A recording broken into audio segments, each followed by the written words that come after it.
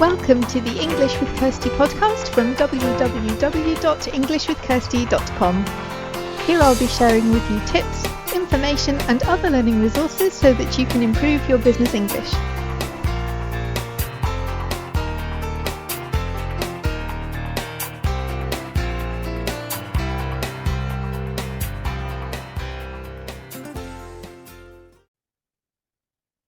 Hi everyone, and welcome back to the English with Kirsty podcast. And today we have another special guest. So let's start by finding out who our special guest is. So hi, welcome. Can you tell us something about who you are and what your connection with languages is? Hello, Kirsty. Thank you so much for having me here. It's a great pleasure to be here with you. My name is Mónia. I live in Portugal. I'm a freelance translator from German and English into European Portuguese.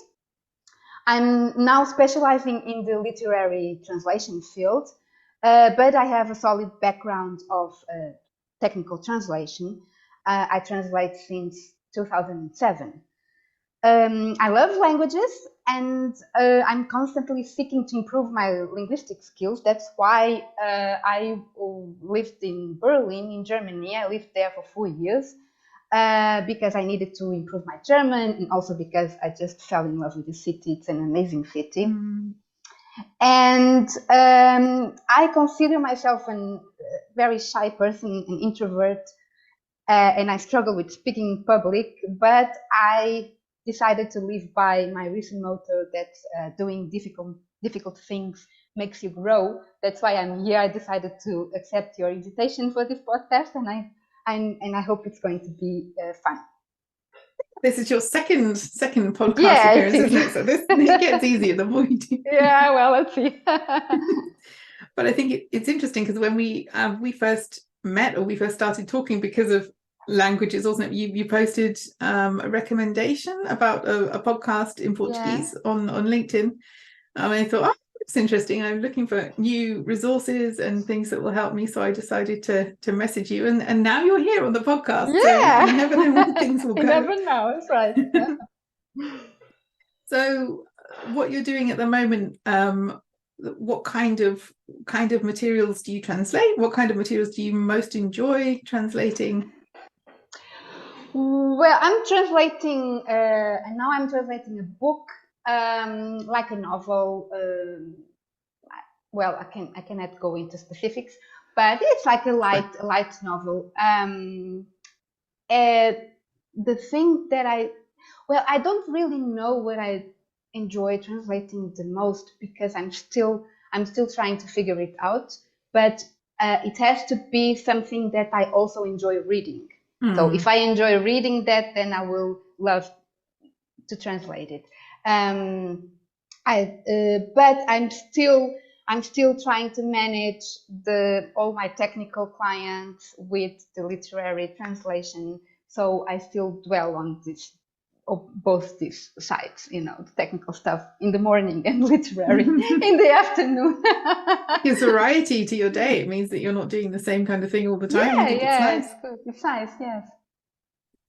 And so how did you decide that going to Germany would be a good idea? Like, was it part of your degree, or was it something you did afterwards? How did this idea come about that you go and live in Germany for a while?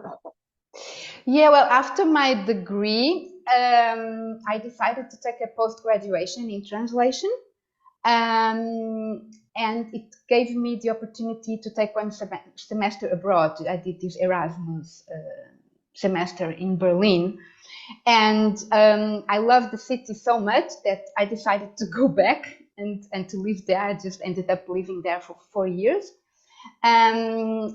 I felt that my German was not good enough to be a translator. I always knew that I wanted to be a translator, and I knew that I really needed it. It was not enough.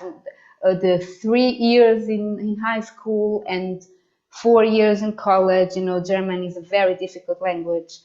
And to be able to translate books, you really need to have a deep knowledge of the language. So that's why it was not only because of that. I was also seeking the adventure of going abroad, but it was mostly because I really felt that I needed improve the language. And it was great. It was the best thing that I could do in that sense. Yeah, and I think probably that I've never lived anywhere apart from the UK. Maybe that will change, but at the moment I've only ever lived here, and I think you can feel quite happy with language skills on I don't know, on an intellectual level if you're talking about the subjects that you would normally talk about when you're studying, but then you get there, and I think when I got there, one thing I had a problem. I couldn't get this oven working, and I realized I had a bunch of gaps in terms of my vocabulary about broken kitchen appliances, and that was a problem. But I guess when you got there, you discovered a whole lot of other vocabulary that you had never needed when you were studying, but that was essential for living in another country. Can you think of any examples of things that you realized, oh, I need to go and learn a bit more about this topic because I'll need to talk about that? Oh yeah, I remember like the first time I needed to go to a shop and to buy something. It's a bit embarrassing, but I'm going to tell the story anyway. We learn from embarrassing stories. So in college we read and learn all these classical German novels like Thomas Mann and Bertolt Brecht and Kafka and everything, and we have to read them in German and then to make presentations about them and so on. So we have all this academic vocabulary, but then when you go to the country and you just need to go and buy some fruit, you cannot remember the basic stuff, So because you are not prepared for it, that's the thing, I think. You haven't done it; it's new. Yeah, and then so the first time I remember that I needed the first time I went to Germany, it was in Frankfurt. I did this like a summer school program, and I needed to buy a notebook to write during the lessons. And so I went to like a small stationery shop, and I wanted to buy a notebook, and I just forgot the name for notebook, heft. I couldn't remember them. And I was like, oh my God, like I have a degree in German, but I cannot remember how to say notebook. And the lady was very impatient. Yeah, what do you want? You should know what you want before you come in. Yeah. And I was like, I need something, something to write. And she was like, a pen? No, like that is made from paper. And it was so embarrassing. So but it was the first time, and I realized, okay, I really need to go back to the basics, to learn this day-to-day, like this daily stuff, day-to-day business, and that's what then living in Berlin really helped me with this stuff, like calling like the plumber to help me with some problems at home, or to fix the washing machine, and like when I got to the point that I could talk to a Berliner guy who was there to fix my washing machine, and I understood everything he told me, I thought, okay, now this is it. Now you have reached the level where you can be confident with your German. Yeah, because I mean it's a very multicultural city, but there's also like people with a strong Berlin accent. That's something else that you probably didn't learn at college. Oh, no, and I could not. My landlady had this very strong Berlin accent, and I couldn't understand her in the beginning. It was so hard, but then in the end, it was okay. It was fun. Yeah, and I think it's when you're learning, when you're not really trying to learn, like if you're studying something, you're trying to learn, but if you're just living somewhere or communicating with people, making new friends, spending time with them, you are still learning, but you don't realize that because your focus is on something else. Yeah, that's true. Yeah. So how easy was it for you to meet new people and to make connections there in this big city? How did you do that? Well, it was quite easy, but I didn't make any, not how can I say this? My friends were mostly foreigners, were mostly people who, like me, were there just for the time being, just for a few years. I didn't, it's difficult to make friends with I don't know if I can say native people with German people, because they have their lives, and and I think they see you like temporary, like you are not going to stay there. So it's not, they don't want to make strong connections with you because you are going to go away. That's what I felt back then. We are talking about like 20 years ago. I think that happens in big cities, though. I think it happens Yeah, in London maybe. too. Like people are just passing through, and it's easier to connect with other people who are doing the same. Yeah, so most of my friends were like Spanish people from Spain, France, Italy, England, Portuguese, a few German people, but very, very few. Yeah, but it was easy. It was actually because I worked in a language school. So as you can imagine, there were people from everywhere, teachers from Colombia, South America in general, Spain, England, and so it was easy to just go out with them and make friends. And did you use German as a common language, or was it easier to use something like Spanish or English, or Yeah. Well, my group? Spanish also improved during that time. Yeah, so it's no, actually, I was speaking. There was a time when I was speaking like Spanish, English, and German, and Portuguese, and it was like a mixture. And I felt my head was going to explode because I had all these languages in my head. Actually with them I would speak their language because it would be easier because I could understand them better than they would speak German. Yeah, but I think it's all these things, like if you are interested in languages and you want to work on multiple languages, the only way to do that is to keep using all of the languages that you have and that you want to use, so not to neglect any of them. But I think what you did obviously must have given you some insight into the culture as well as the language. So if you're using that knowledge to translate books, for example, it's important to know things about how life is in Germany and not just what the words mean. Do you think that helped to gain an understanding of German culture as well as German language, like being there for a while? Or yeah, that helped definitely. Although I must say that I spent these 4 years in Berlin, and Berlin is not Germany. Yeah, so so there are big differences in Bayern or in other regions of Germany that I'm not aware of. Although I read a lot in German, I'm still in contact with the culture. I still have friends there. I still go there from time to time, and I try to visit other cities, not only Berlin.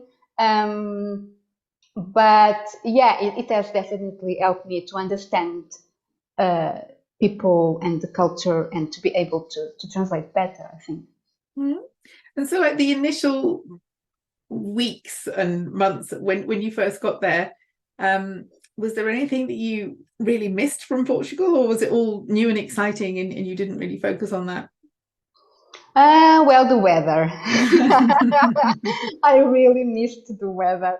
The first year was terrible in that sense. Well, I arrived in July, and there was that summer was incredibly and exceptionally hot. But then after around September, it started to go down, and the first winter was horrible. I remember feeling sleepy all the time because because I was so tired, because there was no sun. And in Portugal we have sun like all the time. So that was the thing I most missed, and also the food. I remember missing the food, but mostly I was really excited to be there and to try new things. And did you see was there much snow that winter? Was it a really cold, snowy winter, or just a cold, rainy? Well, for me, it was really cold because I wasn't used to it. So, and it snows a lot. Although in Berlin the snow doesn't stay longer than like 3 days because of the heat of the city. But yeah, for me it was everything was new because we are not used to snow. We don't have snow in Portugal, just in the high mountains. So it was I had to learn how to walk in the snow and not to sleep, and to so it was a bit hard. I have to say that I don't like this. It's not my thing. I don't like winter, long and dark winters and snowy winters. No. You like sunshine and yeah. This is why everyone's going to Portugal, because you've got so much better weather than that. So what advice would you give then to someone who's just kind of starting out, thinking that this kind of idea is probably good for them to improve their language skills, if they're thinking about going to another country for the purpose of improving their language skills? What kind of tips would you give someone so that they can make the most of this experience, so that they can learn the most, or maybe avoid some problems?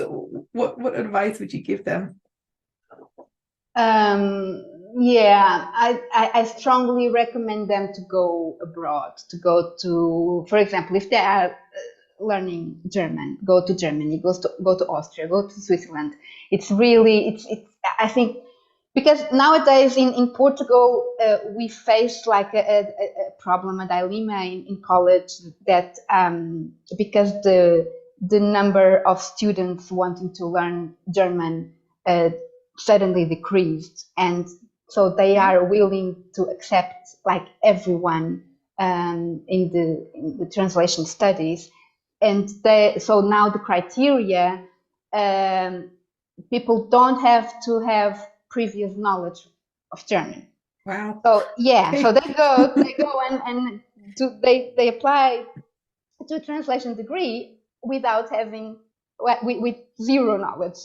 So they have 3 years, and after that they go out. They do a master degree. Okay, 2 more years, so 5 years, and then after that they are supposedly prepared to go and work with German and translate. And I'm sorry to disappoint you, but you are not prepared unless you grew up in a German-speaking environment. You have lived in Germany or whatever, went to German school, okay? But you did a lot in your free time, extracurricular activities too. If not, then you really have to put some work, and you have to run the extra mile, right? You have to go abroad. For me, is like the best thing that you could do if you have the time and the possibility.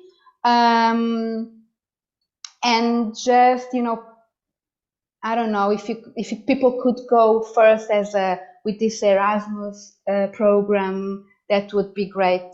If not, then just, try to find like an internship in Germany. The working conditions are very, very good in Germany, and most of these internships are paid.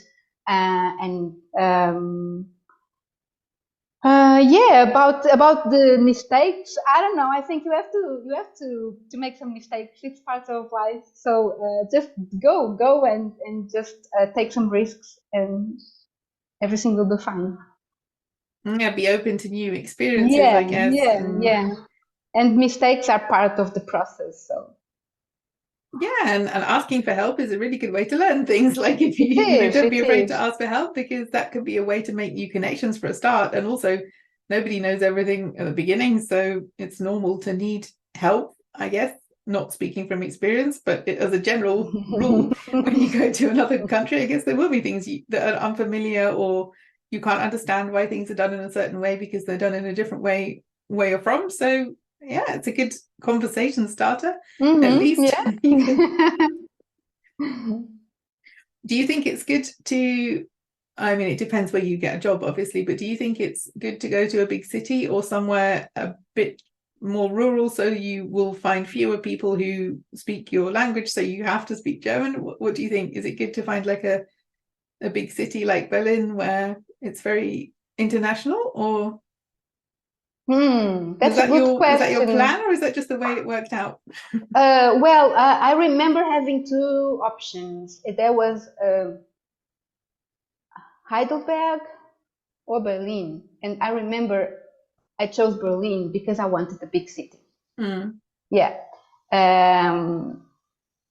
but I'm not sure. I guess it depends on the person. For example, today I wouldn't choose Berlin. I would choose a much smaller city, exactly because of what you said, because there are more, the probability that you that you find only people who speak German is higher if you go to a smaller place. But I think it's also part of the experience that you want to, enjoy everything that a big city has to offer. So yeah, and I guess it's easier to make connections there because, as we were saying before, there are other people who are there for a shorter period of time or who are studying, and so you can meet other people who don't know anyone either. So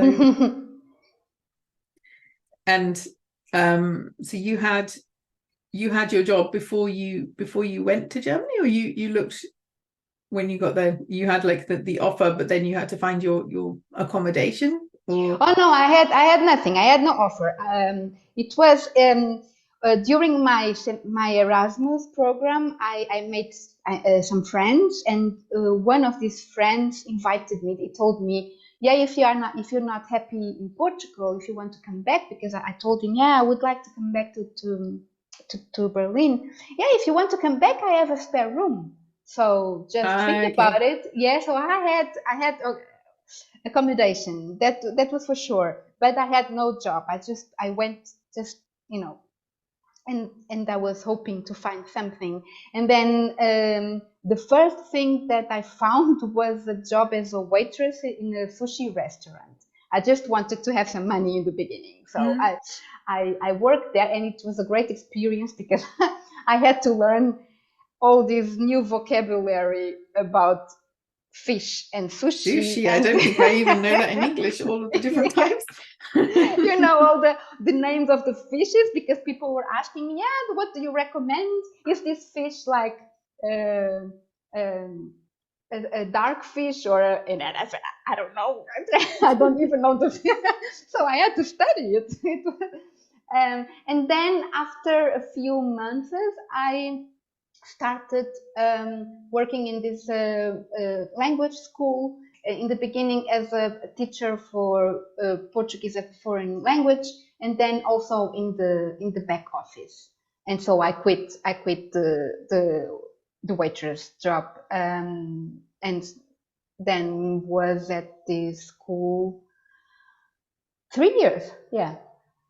So you must have liked it, and I guess that's something, obviously it's when you first arrive, you take what you can find that you can do, but then something that's more in line with your interest in languages is going to be better for you. But I guess at the beginning, be open to do things you haven't done before, or because you need the money, and then it's easier to find a new job when you have a job, because you haven't got that same pressure to be making money immediately. Yeah, that's right. And the job was like in the evening, so I had the whole day to do other stuff and to look for jobs. And in the beginning, I had these private classes. I offered private Portuguese classes. So I had like 1 hour here, 1 hour there, and I could make more money and decide if I really enjoyed it or not, because actually I never wanted to be a teacher. But then I realized, well, it's actually nice to teach your own language. And so that's why I also ended up doing like a course for teachers for Portuguese as a foreign language, because in Germany they love certificates. Yeah, you have to be certified to do everything. Yeah. So I had to have the certification to be able to teach. And I actually really enjoyed this time. And I think it's a lot more like you're saying, especially if you're doing your own classes. As an English teacher, like I teach English, but there's so much more. It's about communicating with people and finding out about people and learning from them as well. And it's a very kind of social job in some ways, because you've got all the talking that you can do, and it's not, if you only want to teach a language, I think I don't know if that's enough to be a language teacher if you just enjoy talking about how people should learn to speak their language. And I realized that I'm a bit introvert, and I have this trouble like in a bigger group to go and mingle and to make like small talk. But I realized that in the classroom I was a whole different person. I had like 6 people in front of me. I had to talk and to do all this everything that you're supposed to do as a teacher, improvise and ask them and make them talk. And I was like a different person. And it helps me also to to grow and to be better in my social skills. Yeah, you learn every job is an opportunity to learn something new. So overall, you'd say that you're glad that you did this, that you went to Germany, that you spent some time there, that it helped you. Yeah, both. I'm very glad. Yeah, it was like well, I don't want to say it was the best experience of my life, because it's not. I have had lots of great experiences, but it was really I recall these 4 years as really great years. They had their challenges, of course, but it was great, and they're part of me, of who I am today, I think. And they still help you now, because you're still using these skills, because you're translating from German and English into Portuguese. So you're still paying off now, because you got that experience then. Yeah, it's true. And I still have some friends there, and nice. I go there from time to time. So, although since the pandemic I haven't been there, but I feel really well in this city. It's like I arrive in Berlin and I think, okay, this is like my second home. It's like I love it. It's an amazing city. You have to go there. Yeah, I've never lived there, but I've been there too. I've got friends there. I haven't been since the pandemic either, but I have got some good memories. Even random stuff like horse riding, not in the city, but I never thought of doing that. But there is some nice countryside around there as well. If you want to go horse riding, it's also in Brandenburg. Yeah, it's nice. It was really good. And I wanted to have you on the podcast because this is obviously not something I've done. It's not part of my experience yet. Who knows what will happen in the future? But I wanted to speak with someone who had done this, because I think it's there are different ways to get your language skills to a high level. But I think this is a really good way if you don't have any other responsibilities, and maybe if you're at the beginning of your career, then it's a good way to fast track your language skills. And so where can people, if they want to get in touch with you, where's the best place? LinkedIn? Yeah, at the moment it's LinkedIn, because my website, it's I'm remodeling it. So the way it is now, it's not the way I want to present myself. But so the best place is really my LinkedIn profile. Okay, so I'll add this to our episodes page. If you want to add the website later, you can always give me the link and I'll add it later. Okay. But for now, LinkedIn is the place to be. I think LinkedIn is the place to be anyway. I'm having a lot more fun there than I thought I would. It's my main social media platform. There are lots of good people there. So yeah, I will add that. Thank you for coming to us and talking to us about your experiences. Thank you for inviting me. Yeah, it's been great. And everyone else, have a good week. And until next time.